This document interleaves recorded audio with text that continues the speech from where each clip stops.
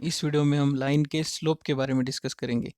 Line का slope क्या होता है और हम उसे कैसे निकालते हैं, ये हम इस वीडियो में देखेंगे। मान लीजिए अगर आपको पॉइंट P से पॉइंट Q पे जाना है। सो आपके पास एक पाथ है। ए से आप पहले होकर जाओगे। ए पे आपको सीधा हॉरिजॉन्टली चलना है।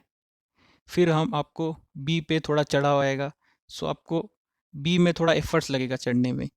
फिर आप सी से जब जाओगे तब फिर से उतार आएगा, तो आपको और बहुत कम एफर्ट लगेंगे उतरने में। उसके बाद फिर डी में आपको हॉरिजॉन्टली चलना है। ई डिस्टेंस आपको चढ़ने में सबसे ज़्यादा एफर्ट लगेंगे। और उसके बाद एफ पे भी आपको सीधा हॉरिजॉन्टली चलना है और आप क्यू पॉइंट पे पहुंच जाओगे। पी पॉइंट से क्यू पॉइंट पहुंचने में हमने A B C D E और एफ, इन पाथ के थ्रू हम गए हैं। इन सब के स्लोप जो है वो अलग अलग है। सिर्फ ए डी और एफ तीनों का सेम होगा।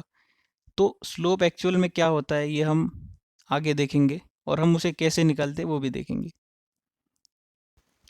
स्लोप समझने के लिए हम एक लाइन कंसिडर करते हैं। इस लाइन एल का मुझे स्लोप निकालना है। उसके लिए मैंने दो पॉइंट्स लिए, पी और क्यू। अब मान लीजिए मुझे पॉइंट पी से पॉइंट क्यू जाना है, वो भी सिर्फ हॉरिजॉन्टली या वर्टिकली ट्रैवल करके ही। मैं किस तरह जा पाऊँगा? मुझे हॉरिजॉन्टली कुछ डिस्टेंस ट्रैवल करना पड़ेगा और उसके बाद कुछ वर्टिकली डिस्टेंस ट्रैवल करना पड़ेगा। जो हॉरिजॉन्टली मैं डिस्टेंस ट्रैवल करूँगा उसे हम रन कहते हैं, और जो वर्टिकली डिस्टेंस ट्रैवल है उसे हम राइज कहते हैं। सो पी से क्यू पहुँचने के लिए मुझे कुछ डिस्टेंस रन करना होगा और उसके बाद कुछ डिस्टेंस राइज करना होगा। सो जो लाइन का जो स्लोप होता है वो इसी राइज और रन का रेशियो होता है। Slope will be equal to rise upon run. इस फिगर में आप देख सकते हो राइज की वैल्यू है 5 और रन है 4। स्लोप हो जाएगा 5/4।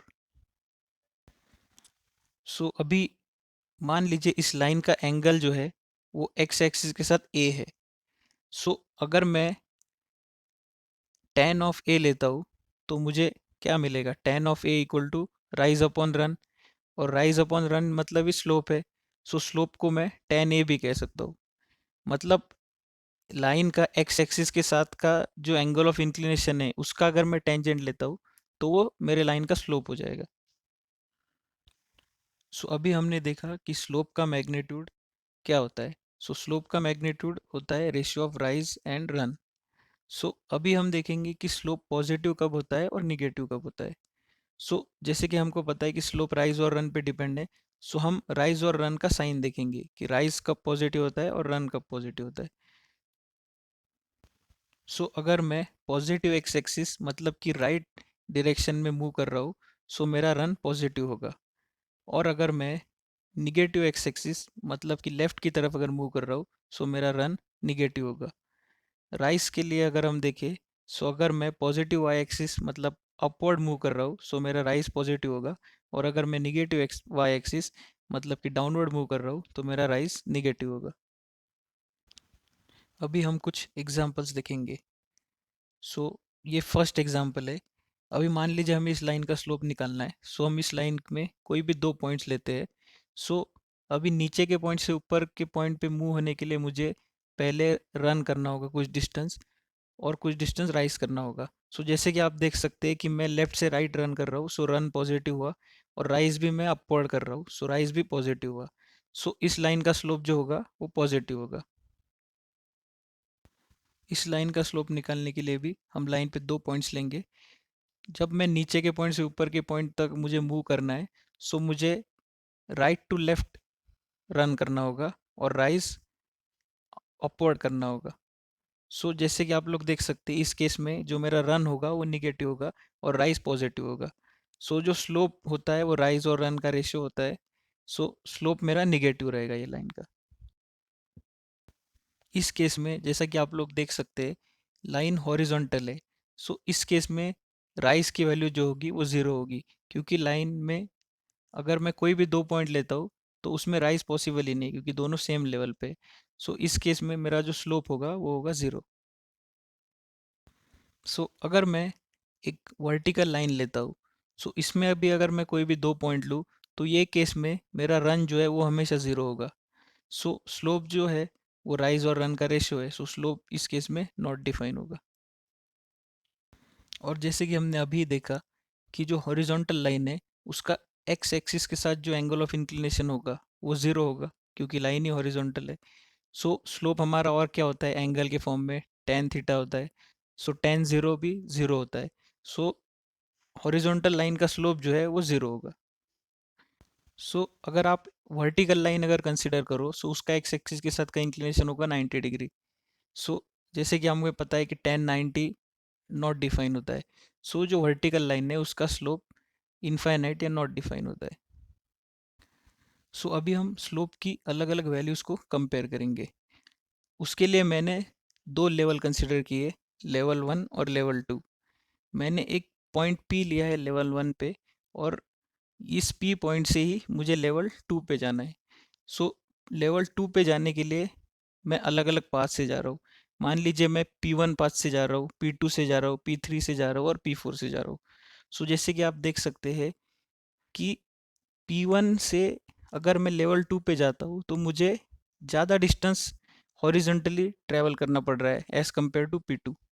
सो पी टू में मैं कम डिस्टेंस ट्रैवल करके लेवल टू पे पहुँच जा रहा हूँ। सो पी टू का स्लोप जो है वो पी वन से ज़्यादा होगा। पी थ्री के केस में मैं सीधा हॉरिजॉन्टली कुछ जा ही नहीं रहा हूँ, मैं वर्टिकली चढ़ रहा हूँ। सो पी थ्री का जो स्लोप है वो मैक्सिमम होगा। और पी फोर जैसा कि आप देख सकते हैं, इसमें मैं हॉरिजॉन्टली मूव कर रहा हूँ। सो मैं लेवल टू पे कभी पहुँच ही नहीं पाऊँगा। सो इस केस में जो मेरा पी फोर है उसका स्लोप जो है वो ज़ीरो होगा। पी वन का स्लोप पॉजिटिव होगा। पी टू का स्लोप जो है वो पॉजिटिव बट पी वन से ज़्यादा होगा। और पी थ्री का स्लोप जो है मेरा वो इनफाइनाइट या नॉट डिफाइन होगा। तो जैसे कि हम लोग जानते हैं कि ओरिजिन में से पास होने वाली लाइन का इक्वेशन होता है y equal to M X, जहाँ की m होता है स्लोप ऑफ लाइन। सो हम m की वैल्यू को जीरो से इंक्रीज करते रहेंगे और देखेंगे कि हमारे लाइन में क्या वेरिएशन आता है। तो जैसे कि आप देख सकते हो, पहले इनिशियली m की वैल्यू ज़ीरो है। सो लाइन का इक्वेशन होगा y इक्वल टू ज़ीरो, जो कि होता है x एक्सिस। और जैसे मैं स्लोप की वैल्यू को इंक्रीज कर रहा हूँ, लाइन स्टीपर होती जा रही है, और जब m की वैल्यू हो जाएगी इनफाइनाइट, तब ये लाइन y एक्सिस के साथ कोइंसाइड करेगी।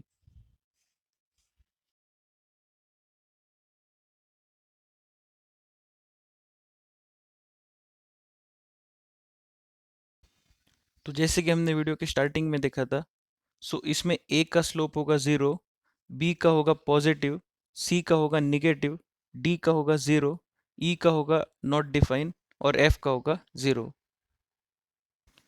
तो अभी तक हमने लाइन के स्लोप के बारे में देखा। अभी हम कर्व के स्लोप के बारे में देखेंगे। सो जैसे कि हमने देखा कि लाइन का स्लोप जो होता है वो कांस्टेंट होता है, बट कर्व में ऐसा नहीं होता है। कर्व में हर पॉइंट पे स्लोप अलग अलग होता है। जैसे कि आप फिगर में देख सकते हैं, मैंने तीन पॉइंट लिए हैं ए बी और सी। अगर मैं तीनों पॉइंट से टेंजेंट ड्रॉ करता हूँ तो आप देख सकते हैं कि तीनों जो लाइन है उसका स्लोप अलग अलग होता है। सो अगर आपको कर्व का स्लोप निकालना है, सो आपको कोई भी एक पॉइंट पे उसका स्लोप निकालना होगा। और वो पॉइंट पे उसका स्लोप हम कैसे निकालेंगे, सो उसको उस पॉइंट से हम टेंजेंट ड्रॉ करेंगे, और वो टेंजेंट का जो स्लोप होगा वही उस कर्व का उस पॉइंट पे स्लोप होगा।